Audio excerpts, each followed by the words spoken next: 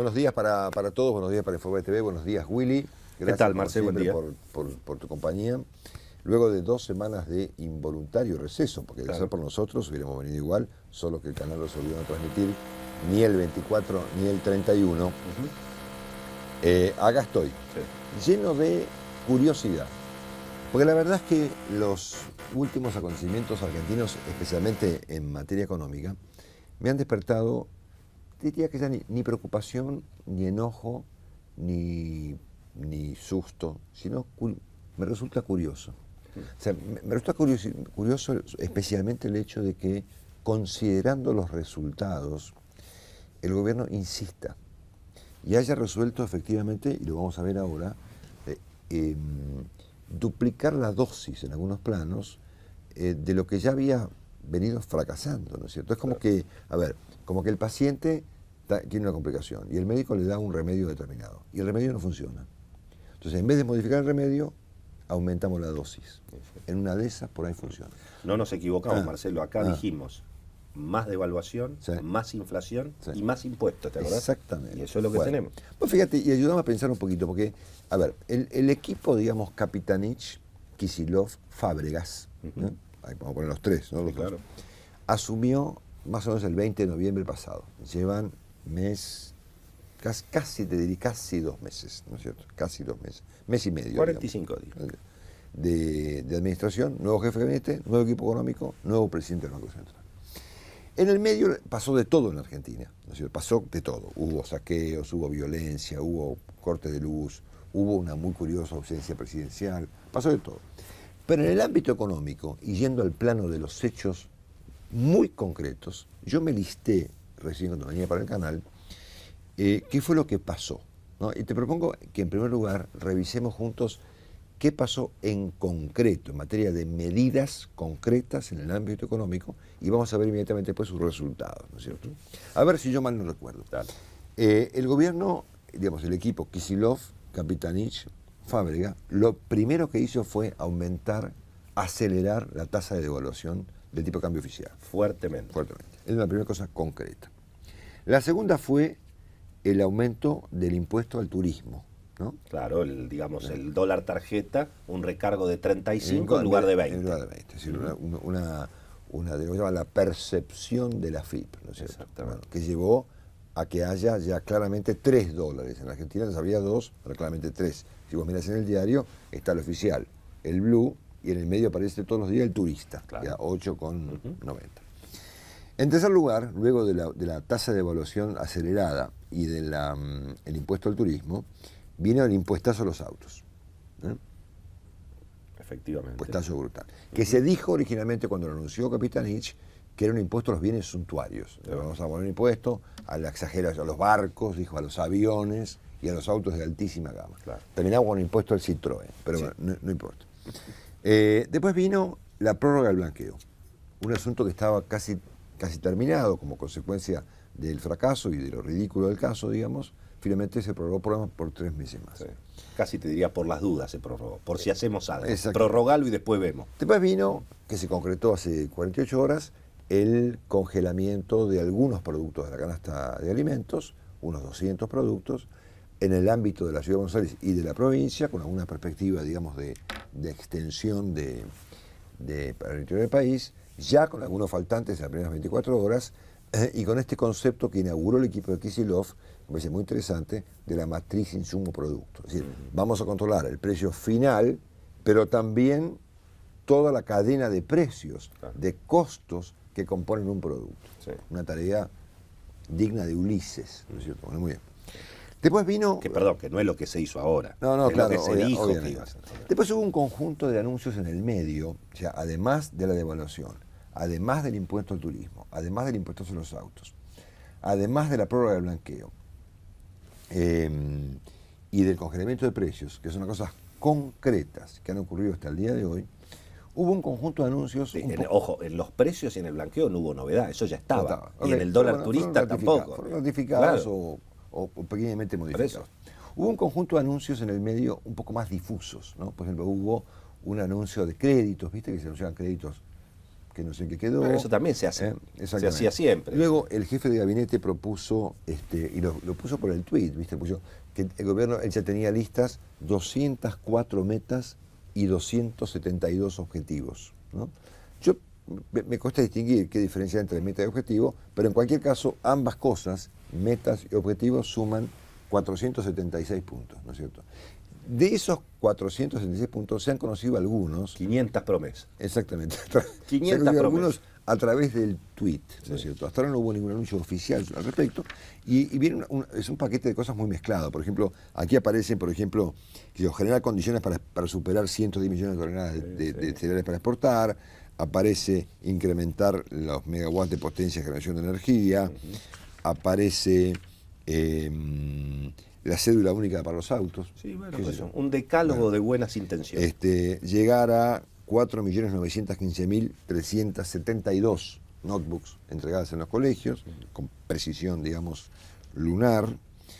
Y me llamó mucho la atención que él incluyó, la reforma del Código Penal, por ejemplo, mezclado con la cédula de los autos. Todo un tema. Una reforma muy complicada y muy laxa en materia penal.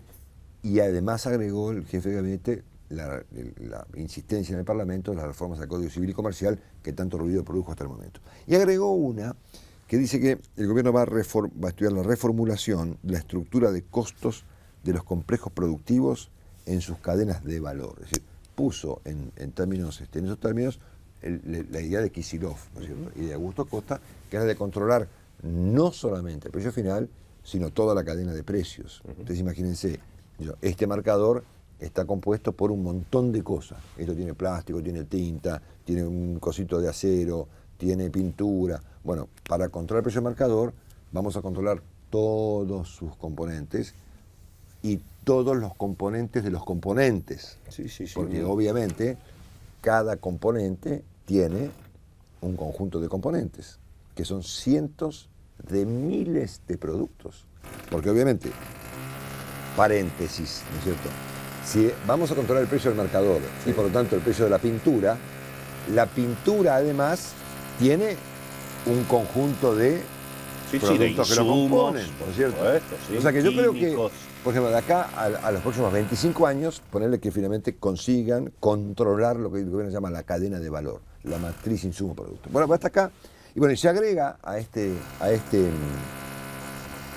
conjunto de hechos concretos en materia económica el aumento del impuesto a bienes personales, del que vamos a hablar en un ratito, y algunas medidas para conseguir dólares no anunciadas por el gobierno, pero sí a través del diario Página 12, que yo lo tomé casi como si fuese un anuncio del equipo económico. Sí, perdóname que te corrija.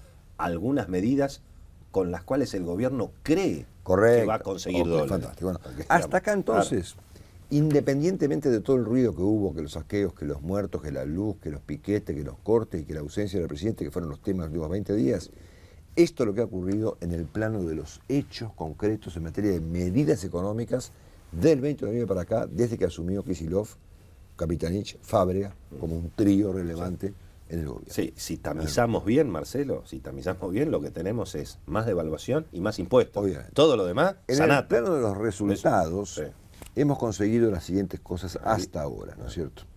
Un aumento espectacular del blue. Exacto. Que subió prácticamente un peso, ¿no es cierto? Un aumento importantísimo de la inflación. Claro.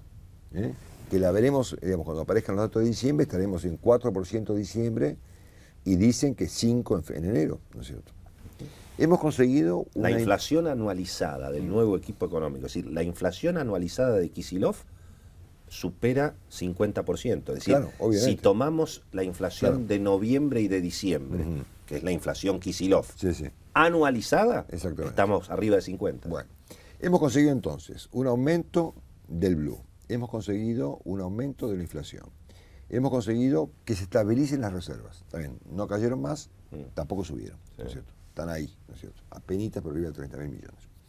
No hemos conseguido modificar ninguna de las perspectivas macro de la Argentina y hemos fulminado la industria de los autos. Exacto, te iba a decir, se empezó a paralizar la industria automotriz. El tema de autos en particular. Y reservas se están perdiendo de a 60 por día. Cuidado, 60 millones. En cualquier caso, hasta acá hasta acá, del 20 de noviembre a la fecha, hemos visto estas medidas y lamentablemente estos resultados.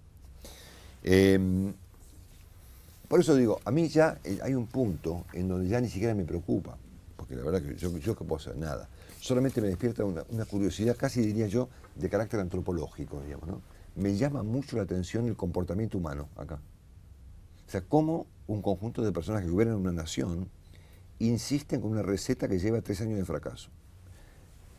Ya me lo tomo de esta manera, porque es como una cosa de laboratorio, ¿no? Entonces ahora entramos, y acá quiero extender un poquito más, en lo último, ¿no es cierto? El tema del impuesto a bienes personales y en las medidas de carácter de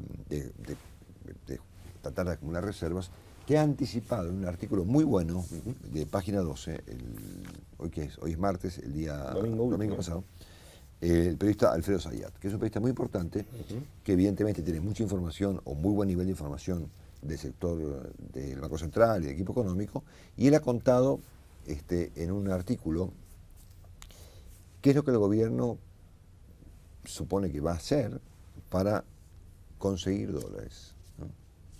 Y siendo que acá tenemos dos de los problemas básicos, ¿no es cierto? Inflación, presión fiscal, caída de reservas, tomame que este tema es muy importante. Es decir, ¿qué piensa hacer el gobierno que perdió 12.000 millones en el año 2013 para no perder 12.000 millones en 2014 e inclusive recuperar 5, ponele, ¿no es cierto? Entonces, como yo me tomo en serio Zayat, porque lo considero un tipo muy piola, me puse a leer y a subrayar con mucho detenimiento lo que él entiende es lo que va a hacer el gobierno para resolver el problema de los dólares. Y la verdad es que vamos a repasarlo juntos. En primer lugar, Alfredo menciona la idea de incentivar una mayor liquidación de divisas del complejo agrario, ¿no es cierto? Traduzco. Hasta ahora esto se reflejó en que están apretando a los productores agropecuarios, cortándoles el crédito en los bancos. Claro. Hasta los descubiertos de cuenta corriente. Cepo al crédito para el campo. Cepo al crédito. Bueno, hasta ahora mucho resultado que yo sepa esto no va a generar, pero es una idea, ¿no es cierto? La segunda idea que incluye Zayat es fomentando el aumento de exportaciones. Fenómeno. Perdón, solamente un sí digo. Cortar el crédito al campo es paralizar a la Argentina rural. No, sufre la farmacia, sufre la concesionaria, sufre la ferretería, no sufre, digamos, el gran terrateniente. Fomentando exportaciones, segundo punto, muy bien.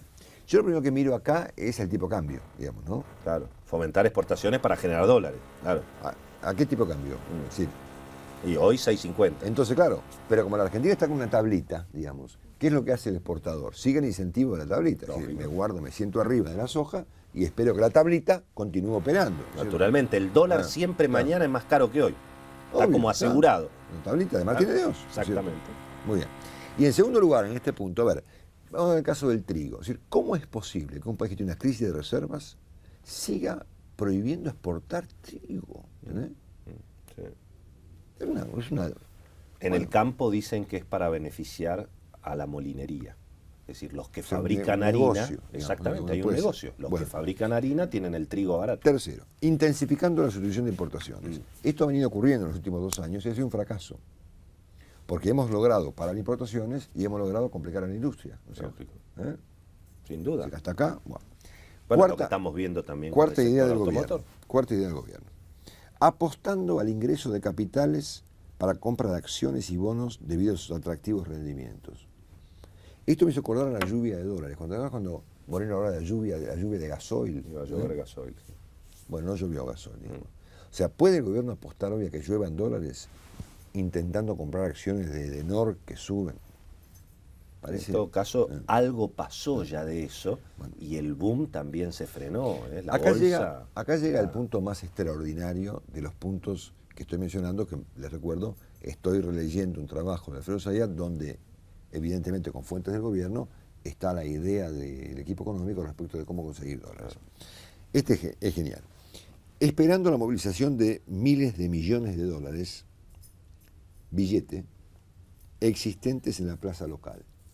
Claro. Fenómeno. Entonces, ¿esto qué quiere decir? Porque, obviamente, esto lo escribió Alfredo Zayat pero es el resultado de alguna idea de algún funcionario. Sí, sí, claro, no lo inventó Alfredo. Lo inventó Zayat, naturalmente. Pero yo me imagino una reunión, la gente está llena de dólares. O sea, lo que le falta al Banco Central lo tienen los Eso es cierto, gracias a Dios. Entonces, la gente se va a movilizar y va a desprenderse de los dólares a cambio, por ejemplo, ¿de qué? De pesos. A cambio, por ejemplo, ¿qué? De autos importados que valen el doble. Claro, ya no. O sea, ¿dónde viven? ¿No es cierto? Es decir, ¿cómo hoy en día? Por eso, esto no es un problema ni ideológico, ni de modelo, ni de... nada, es un problema de sentido común, digamos. ¿A quién se le puede ocurrir que la gente va a movilizar sus dólares en este contexto con una tasa de inflación que va a estar por debajo del 40%, ¿no es cierto? Sí, claro. Por último, Alfredo incluye el blanqueo de capitales, que hasta ahora fue un fracaso, digamos, juntó 600 palos, y finalmente YPF, ¿no? Sí, los dólares del petróleo contra la promesa de vaca muerta, algo de eso se puede llegar a ver. Si la Argentina tiene un conjunto de problemas básicos, es decir, bastante... A ver, Capitanich priorizó 476. Yo pondría 3 relevantes. Entre ellos, la falta de dólares. Y si esta es la idea para tratar de compensar eso, de paliarlo, de resolverlo o de superarlo, y estamos complicadísimos. Bueno, de hecho la gente no lo ha creído, Marcelo, porque vos pensás que en lo que va de enero, nada, ni empezó enero, ya el dólar subió casi 5%. Claro, quiere decir que la gente evidentemente sabe qué es lo que el gobierno pretende, pero evidentemente no cree que el gobierno pueda conseguir los dólares. Hasta acá tenemos un conjunto de medidas concretas, no muchas, y nada mayormente imaginativo. Hemos mencionado el aumento de la evaluación, el aumento del impuesto al turismo, el impuesto a los autos, la prórroga del blanqueo, este conjunto de medidas un poco laxas que anunció Capitanich y demás, el congelamiento de precios. Y estas medidas... El acuerdo con YPF, con Repsol, ¿no? Digo eso en términos de dólares. Hasta ahora... Un anuncio, pero no lo habíamos mencionado. No lo habíamos mencionado. Tal Casi vez fue te diría lo más serio de lo todo. más serio de todo, porque hasta ahora no se plasmó en ningún aspecto concreto. No, se licúa en el disparate general. No, obviamente. Y yo voy a tomar esto que acabo de mencionar como parte, evidentemente, del plan de gobierno, porque aunque ni Capitanich, ni Kicillof, ni Fábregas han anunciado esta idea, yo me imagino que lo que escribe Zayat debe tener un fundamento, digamos, en fuentes gubernamentales. Así que hasta acá, digamos, nada. O por lo menos nada nuevo, ¿no es cierto? Hasta hoy. Porque hoy me parece que sí se produjo una modificación. Porque esto, ¿cómo venía? Esto venía así, ¿no es cierto? Venía surfeando, ¿no es cierto? Repitiendo un poquito lo mismo. Más de lo mismo. Ahora, me parece que el aumento al impuesto a bienes personales ya es otra historia, ¿no es cierto? Técnicamente lo que va a ocurrir es que el gobierno, tal como dijo Echegaray, vamos por el valor de mercado de los bienes, ¿no es cierto? Como si fuese una batalla de carácter político, es decir, vamos por más. Una reivindicación del mercado. Vamos por la república, vamos por la pobreza, vamos por la indigencia, ahora vamos por la evaluación de los bienes, ¿no es cierto? Bienes personales se pagaba de acuerdo a una tasa fiscal, digamos, probablemente más o menos sub o sobrevaluada, depende del momento, pero yo me acuerdo que cada vez que la Ciudad de Buenos Aires o la provincia modifica, digamos, la evaluación fiscal, la gente protesta un poco. Fue un impuesto totalmente distorsionado por la Estamos inflación. Hablando siempre, totalmente distorsionado por la inflación hoy. De evaluación fiscal. Todo distorsionado ese impuesto. Pero nunca habíamos visto que ni la Ciudad de Buenos Aires, ni la provincia, ni la Nación cambiaran el criterio y en vez de modificar la evaluación fiscal, la eliminaran. Acá hay una diferencia sustancial en la cuestión, porque vos fíjate lo que le pasa a Macri, sube la BL, la gente protesta, ¿y qué hizo Macri? Bueno, lo que hizo fue modificar la evaluación fiscal, ¿no es cierto? La actualizó. Claro. La provincia de Buenos Aires hizo lo propio el año pasado, con un impuestazo brutal al impuesto inmobiliario de la provincia de Buenos Aires. No subimos la alícuota, subimos la base. Subieron la base, bueno, también te la tenés que bancar, digamos. Hay una modificación en el cálculo de la evaluación fiscal de una propiedad determinada. Ahora, este planteo del gobierno, y planteado por Echegaray ayer y por Capitanich hoy, no es que van a modificar la evaluación fiscal, la van a eliminar y la van a reemplazar por la evaluación del mercado, ¿no es cierto? Que obviamente es, ponerle cuánto, no sé, 10 veces más. En algunos casos puede ser 20 veces más, en otros casos puede ser 4 veces más. Pero definitivamente... Y ahí tenemos un primer inconveniente, que es, ¿cómo vamos a hacer eso? O sea, ¿cómo hace el Estado para técnicamente evaluar al valor de mercado las casas de todos los argentinos? En el caso de los automóviles, cuando se cobran patentes, el Estado te establece una tabla. Pone una tabla. Dice, entonces, claro, habitualmente son muy caros los autos en la tabla del Estado, porque así te aplican el impuesto. Exactamente. Entonces, la primera cosa que yo diría es, a ver, empecemos a llamar las cosas por su nombre. Lo que se llama impuesto a los bienes personales, yo lo pondría impuesto a la casa. Ahora sí. Si prospera este disparate, sí. Impuesto a la casa. Sin duda, a la vivienda. Impuesto a la vivienda. Es decir, un impuesto, digamos, de carácter feudal, ¿no es cierto? Es un impuesto típico feudal. Es decir, cuando los señores feudales dominaban pre-países, digamos, cosas que no eran países, ¿no es cierto?, sino eran dominios, digamos, feudales, claro. Te ponían impuesto a tu casa. Y la gente, como vos ayer citabas en la radio el caso de Robin Hood, ¿no es cierto? El alcalde de Nottingham. Exactamente. Que te ponían impuesto a la casa. Que tenías que vender, la gente tenía que vender las propiedades para pagar. Para pagar el impuesto, muy bien. Entonces estamos en un estado, digamos, de carácter feudal. Entonces yo les pondría las cosas para empezar a conversar y hablar de lo que como corresponde. Llamaría al impuesto a los bienes personales impuesto a la casa. Sí, recordemos que los dueños de propiedades hoy en Argentina, los que hoy tienen propiedades, pagan impuesto a las ganancias, pagan impuesto inmobiliario y pagan ABL. No es que no se pagan impuestos. Bueno, sería un sobreimpuesto, un derecho de pernada. Ahora, a mí me parece que, para cerrar este razonamiento que llega hasta acá, me parece que esta modificación que se va a intentar en el Congreso en febrero revela por lo menos 3 cosas. Es muy revelador del asunto. Lo primero que revela, evidentemente, es la magnitud del problema fiscal. Si tenemos que recurrir a cobrarle un impuesto a la casa de las personas, es porque evidentemente el nivel de problema que tenemos enfrente es hasta más grave de lo que yo pensaba, ¿no es cierto? ¿No? Sí, y me agarro de algo que dijiste, y ya las dificultades que tiene el gobierno, en este caso el propio Echegaray, para aplicar sentido común, Marcelo. Porque un aumento de 2 pesos, por ejemplo, en los atados de cigarrillo, la gente no va a matar, pero bueno, el 25% fuma, digamos. 2 pesitos en el atado de cigarrillo son casi 5.000 millones de pesos para el gobierno.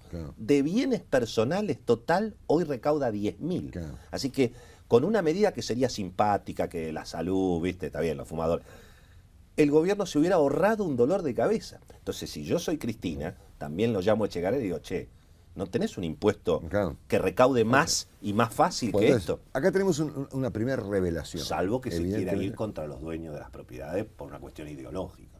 Como no me votaron, le tiro con los impuestos. Bueno, eso puede ser. La segunda cosa que revela este asunto es el nivel de improvisación. Claro, bueno. ¿No? Sí. Esto quiere decir, a ver, que no solamente el equipo económico está un poco, si querés, chapuceando respecto de qué hacer, sino revela algo que es un poco peor, que es que acá puede pasar cualquier cosa. Claro. O sea, si a partir de, si un día se despierta Echegaray o el presidente vuelve a Buenos Aires y va hoy, impuesto a las casas, digamos, ¿no? Entonces yo tengo derecho a pensar que puede pasar cualquier cosa. Cualquier cosa.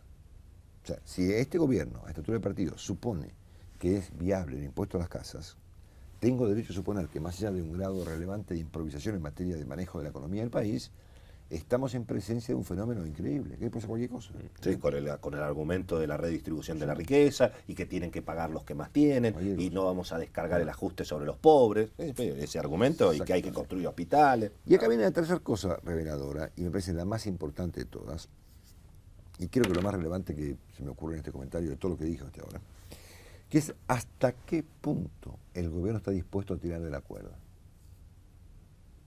Y esto es un tema también para mirar con atención, porque claro, ¿a quién se le ocurre que un impuesto a las casas es algo viable, aceptable y que la gente va a aplaudir? No, es una cosa dramática, ¿no es cierto? O sea, vos citabas en la radio el caso de un jubilado o de un médico que tiene un inmueble que vale obviamente más de 305.000 pesos y que ahora tiene que pagar 30.000 pesos por año de impuestos. No, pero es que está todo distorsionado, Marcelo, porque obviamente los precios de las propiedades están en dólares, claro, pero los ingresos de los argentinos están en pesos. Claro, entonces el gobierno, claro, quiere dolarizar la cobranza de los impuestos. Digamos. Puede ocurrir la misma distorsión. Vos fíjate que hoy en día una persona que tiene un laburo, ¿no es cierto?, relativamente bien pago, y viene el jefe y lo asciende y le sube el salario, el tipo tiene por Dios que no, porque obviamente le suben el salario y le llega el impuesto a ganancia, el tipo gana menos que antes. De bolsillo termina ganando menos que antes. Y en este caso puede ocurrir que un jubilado que tiene su casa por ahí toda la vida, que por supuesto que vale más de $30.000 por un problema de evaluación inmobiliaria, no le alcanza la jubilación para pagar el impuesto. No, claro, obviamente. Estábamos calculando que puede llegar a tener que usar hasta 5 jubilaciones mínimas para pagar un impuesto de un departamento de 60 metros. Claro, a partir de acá, entonces yo tengo derecho a pensar lo siguiente. Siendo que el tema es tan delirante, tengo derecho a suponer una hipótesis, ¿no es cierto? Y siendo que es evidente que el gobierno está dispuesto a tirar mucho de la cuerda y que esto va a tener mucha oposición y que la gente eventualmente se va a enojar y que en el Congreso va a ser un tema muy discutido, me da la impresión, me huele a 125.